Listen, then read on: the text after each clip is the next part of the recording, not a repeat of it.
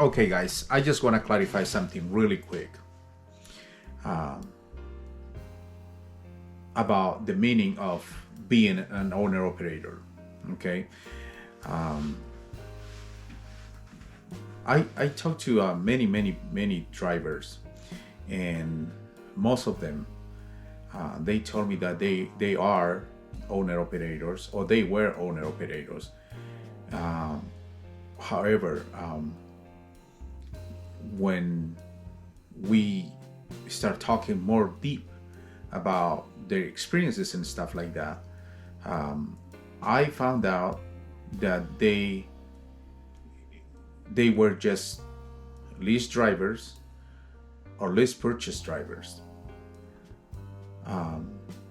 because most likely those people do not understand, or, or they don't know the concept of what means to be an owner operator.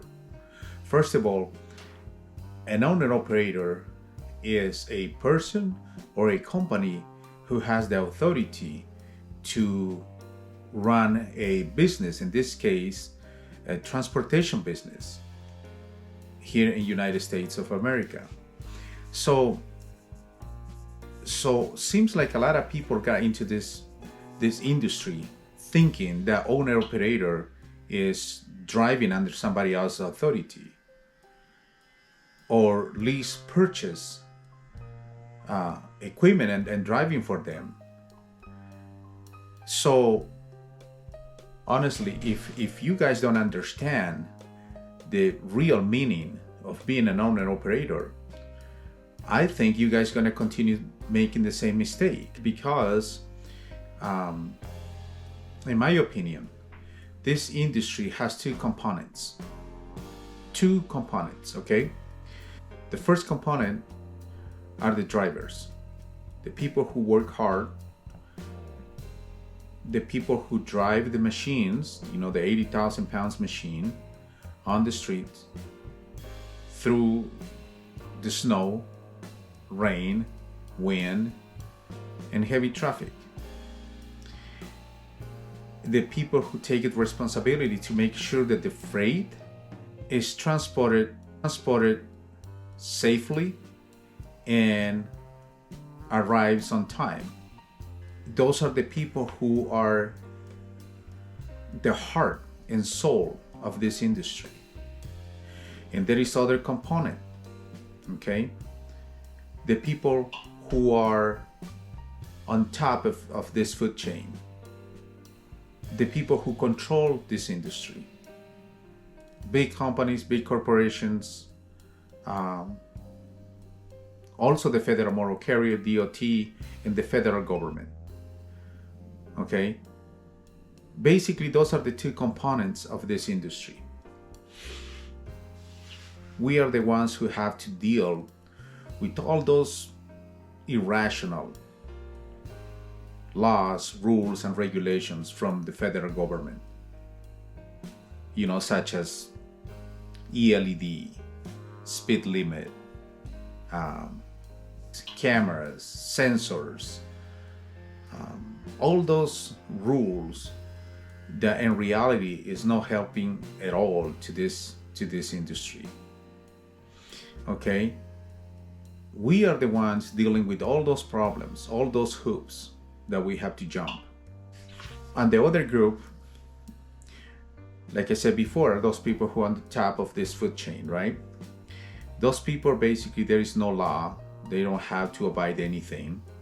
Okay? All they do is collect the money, and also they want to make sure that we work for the minimum amount of money. If they can get away not paying you or not paying any benefits, no insurance, no 401k, no vacation, they will do it. They will do it. And that's the reason they invented or they created this business model, the lease driver and lease purchase driver. Obviously, they add the title, lease operator, lease purchase operator. It's just the title. At the end of the day, they are working for almost nothing, for the minimum amount. And like I said before, those CEOs, those people who are on top of this food chain, if they can get away making you work without paying you, that will be much, much better for them, right? So now with this business model, that's exactly what they are doing. Because you drive for them, you use your equipment. In the other case, the lease purchase, you drive for them and you also pay for their equipment, but you don't get any benefit. You get nothing in return. So you are basically a subcontractor, right? I don't know if I can call that as a subcontractor. I believe a subcontractor is the person who will offer you a service, any service, and will ask you for the rate. They will dictate the rate. A subcontractor is going to dictate the rate. A subcontractor is going to ask for what he believes in exchange for the job he is going to do. But in this case, you as a lease driver or lease purchase driver, you can do that. Those companies are going to pay you whatever amount they feel like it, and you have no other choice than accept it. So basically, you are a driver without benefits. And that's the reason those companies are trying to get rid of their drivers. They are trying to get rid of those W-2 employees, and they rather pay you with 1099. Okay, because it's much, much convenient for them. They are going to save more money for their pockets and shareholders, and they are going to make money, probably not with the freight, okay, but they are going to make money selling you those fuel cards, shop service, parts, renting their trailers, selling your tires, in which you think is a benefit, right? Because they sell you probably a little bit less than any other store will sell you or any other shop will charge you, right? So you think you are making money, but as you know, you are not making money. Basically, you are replacing their drivers, their W-2 employees. You are replacing them because you are cheaper. That's the reason a lot of drivers are not running the miles they were supposed to. A lot of drivers, they are not working as much as they used to because you are replacing them. That's a fact. So I believe basically they don't care much about the freight. That's the reason they can go and monopolize cheap freight, because they have cheap labor working for them. You know what I mean?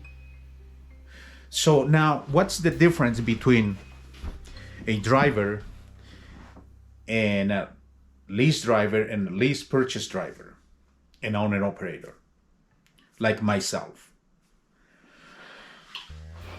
I'll tell you my experiences as a owner operator, independent owner operator. Okay? First of all, I pick and choose what area of United States I want to work. Okay? what area of United States or what states of United States I want to run. Nobody's gonna tell me no to. I pick and choose my freight. I pick and choose my rate. Okay? I can stop anywhere I want. I can park my truck any day, anytime. Nobody's going to tell me no to. I decide when I fix my truck.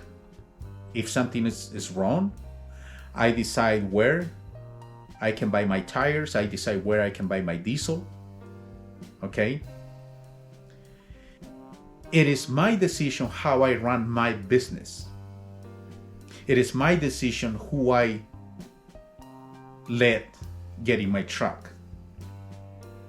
You know what I mean? Can be my wife, a family member. Nobody's going to tell me no to. I decide if I put cameras or video cameras in my truck. That's my decision. Okay? That's my decision. Those lease drivers and lease purchase drivers, they can't. They don't have, they can make any decisions for what they do for the company. Please, with all due respect, guys, do not get fooled because you are not an owner operator. Okay? You are not an owner operator because the meaning of being owner operator is a person or a company who has the authority. Okay? The authority to, in this case, to do business of transporting goods within United States of America. But you guys do not have the authority to do that. That's the reason someone, whoever owns the authority, has to tell you what to do, how much money you are going to make, when you can stop, when you can take vacations. Okay? You can tell me otherwise, right? But you know that's not true. That's not a fact. Because you can say, no, I can take a vacation anytime I want. Yes, you can. Of course you can. But guess what? You are going to pay for it. Because if you refuse, just for instance, today I made a mistake. Today, exactly today, I made a mistake. Okay? I'm gonna give you an example. I was doing pre-trip inspection at noon. And then I saw a load going from Springville, Utah to California for tomorrow, right? So I called the broker and I offer my service. And he wanna pay me $2,000 to take the load. And I asked him $25. Okay, $2,500. We end up agreeing on $2,200. Then I realized I made a mistake. Okay, the delivery, I thought the delivery was going to be on the 6th, Wednesday. I didn't even look at the date. Okay, I thought it was going to be 2 days later. So if I pick up tomorrow night, I was going to deliver Wednesday morning. Then I came home, I started looking at it, the rate confirmation, and I noticed that my delivery was going to be Thursday. It's only 650 miles. Okay, so what it was -10 also. So I just called the broker and I say, well, I sent an email first, right? And I explained the mistake I made. Okay, I got confused with the dates. And I explained to him, you know what, for the amount of money you are paying me, it's not worth it to have you load in my reefer -10 for 3 days. Okay, but it was my mistake, and he understood because I done loads for that company several times, so he understood. He just took me off, but that was the mistake I made.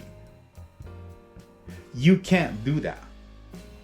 Maybe you can, but you are going to pay for it. There is going to be consequences for it,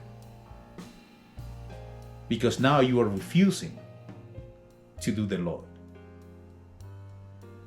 You know what I mean? That's the difference. I am the captain of my ship. I am the owner of my company. I make the decisions for myself, for my company, for whatever is good for me and my company. It is my decision how to run my business. You can't do that because you don't have the authority. Now, those companies, those corporations, or mega carriers, big companies, they gave you the title. They add lease operator, right? Lease operator. When that title doesn't fit the description of your work you do for the company. Same thing with those lease purchase operators, right? Doesn't fit the description.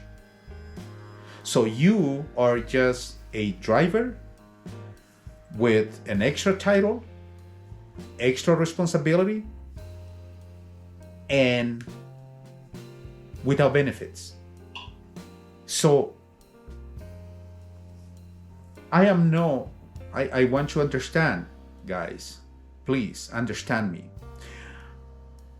I am not saying this because I try to put you down in any way, but that's the fact. That's the reality, okay? That's the reality in this industry. In fact, I also believe that when you go and work for those companies with your equipment or paying the equipment, you are helping them to destroy this industry. I genuinely believe that, okay? I honestly believe what I'm saying. You are helping to destroy this industry because you are a cheap labor, sir. Oh, ma'am, you are a cheap labor. That's the reason those companies, they are getting rid of their drivers. When I talked to, I remember I talked to this guy. I was in California, and he told me, we were talking a little bit, and he learned that I was an owner-operator, independent owner-operator, right?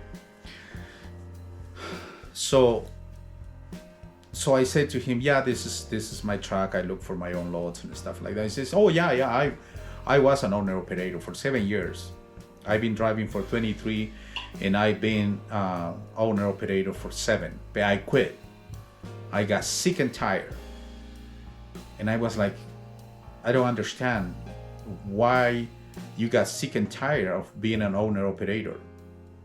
He said, well, because I was leased onto this company. They were telling me what to do. Sometimes I used to work like 4,000 miles. At that time, we didn't have e-logs, so we just had those papers. And I used to work 4 or 5, sometimes he says 5,000 miles a week. And I got sick and tired. And I wasn't making any money. And I was like, then you were not an owner-operator. And he says, yeah, I was an owner-operator. I couldn't argue with him. He believed so.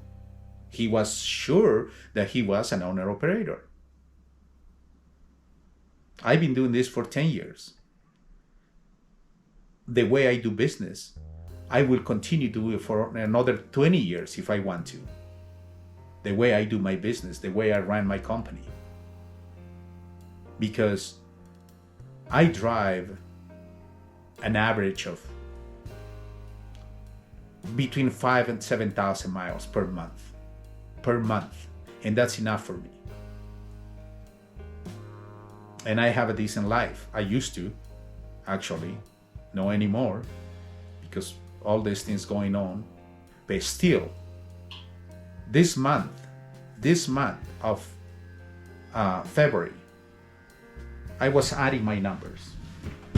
What is this?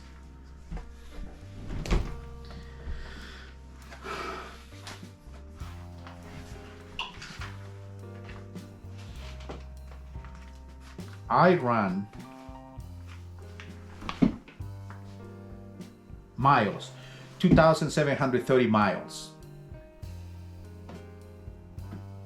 That's what I ran. And I grossed $9,400 this month. That's all I did. Last month, in January,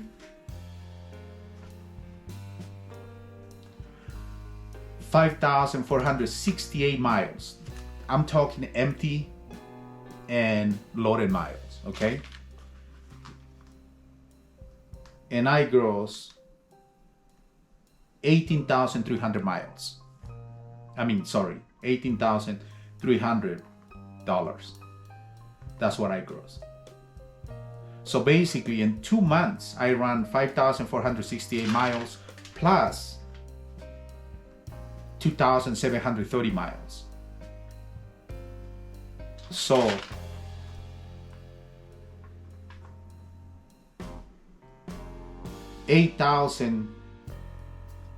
about 8,200 miles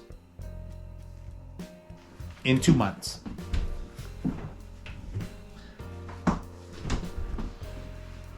You can't do that.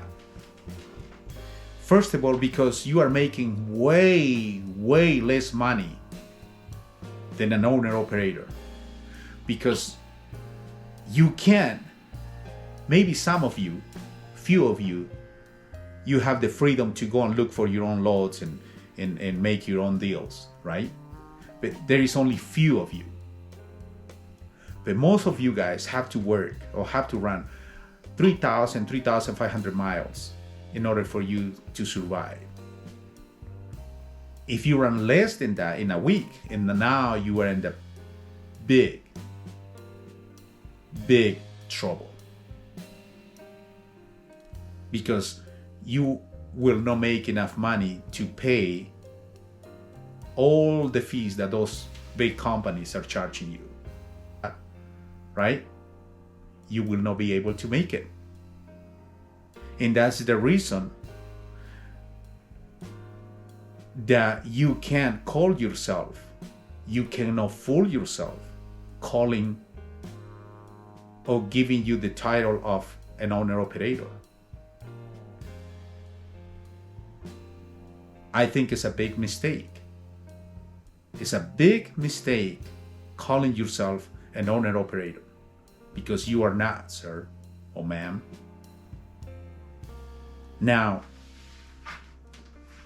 I also believe that what you're doing is much harder than what I do.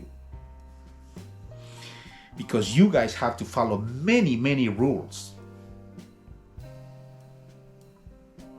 and regulations that those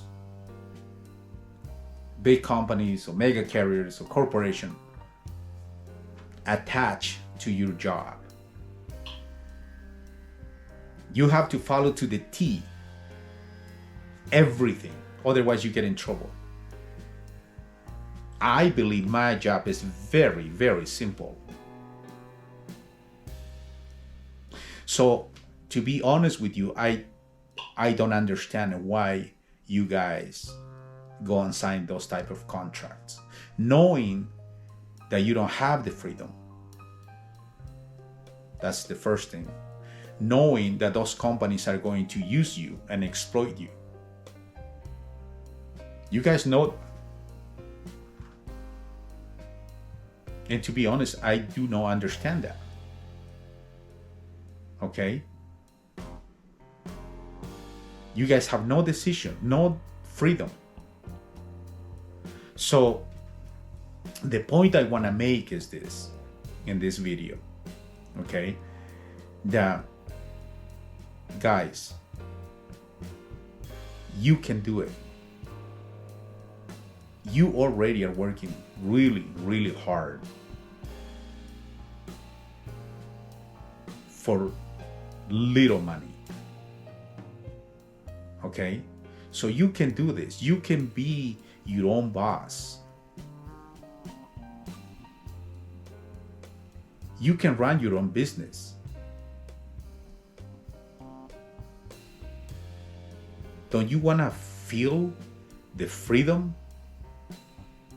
Don't you want to be the director of your business? Don't you want to make the decisions? I mean, I don't understand why you guys have to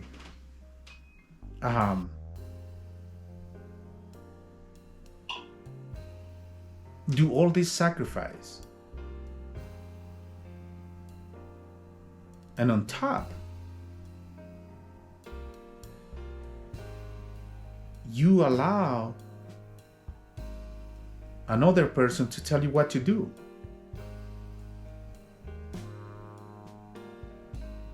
In most cases, that person that is telling you what to do doesn't even know how to drive a truck. And you guys know that. And I don't understand why you allow that to happen to you. I cannot wrap my head around. Plus, you are helping those companies to lower the rates. You are helping them. That's the reason those companies, they don't, they can go and monopolize those cheap freight. Because you guys are there. You guys are the cheap labor for them. Right? I really hope this clarifies. I really hope that you guys understand the concept. And I also hope that you guys at least try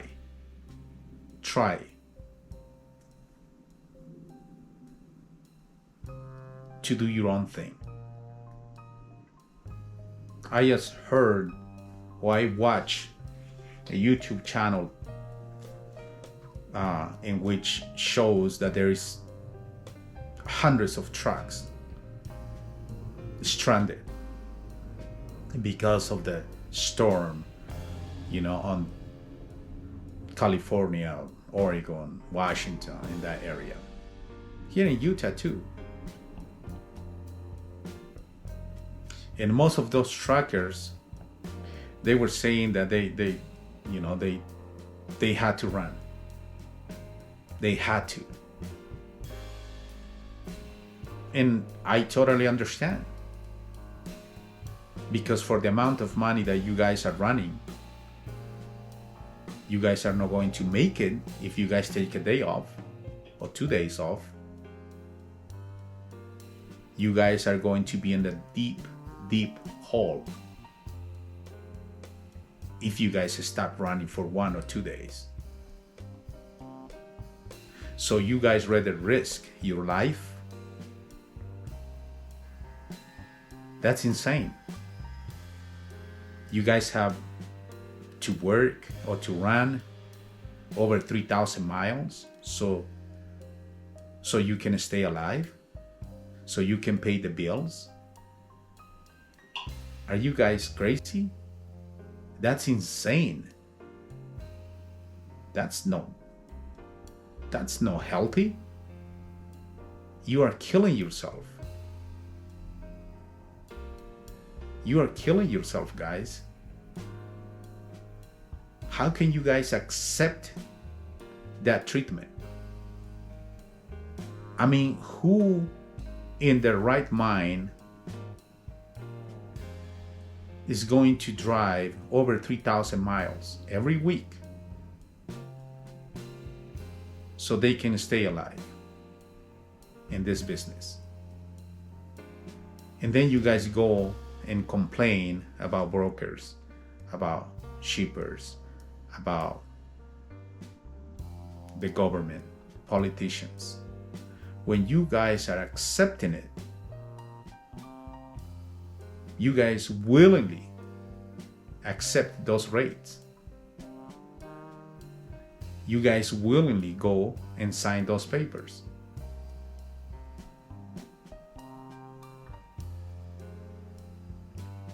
I don't understand.